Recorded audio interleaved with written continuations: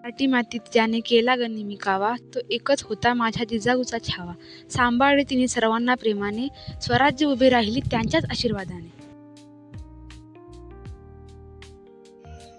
राजमाता जिजाऊंकडून मुलींनी हे शिकलं पाहिजे की त्यांनी आपल्या समाजात सकारात्मक बदल घडवण्यासाठी आणि न्यायासाठी लढण्यासाठी पुढाकार घ्यावा.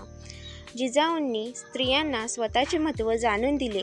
त्यांनी आपल्या जीवनातून हे दाखवून दिलं की स्त्री केवळ एक आई म्हणून नाही तर एक सक्षम व्यक्तिमत्व म्हणूनही आपले कार्य करू शकते आणि समाजाला दिशा दाखवू शकते.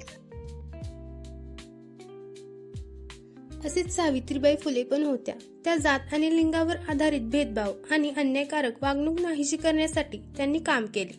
फुले यांनी विद्वांचे होणारे केशवपण थांबवण्यासाठी पुण्यात न्हाव्यांचा संप घडवून आणला होता व त्यांनी स्त्रियांसाठी व मुलींसाठी पहिली शाळाही पुण्यामध्ये खोलली होती.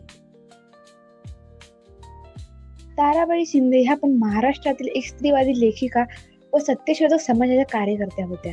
1882 साली प्रसिद्ध झालेल्या स्त्री पुरुष तुलना या पुस्तकात स्त्रियांबद्दलचे प्रेरणादायी कार्य लिहिलेले आहे. मराठी मातीत ज्याने केला ग निमिकावा, तो एकच होता माझ्या जिजाऊचा छावा. सांभाळले तिने सर्वांना प्रेमाने, स्वराज्य उभे राहिली त्यांच्याच आशीर्वादाने.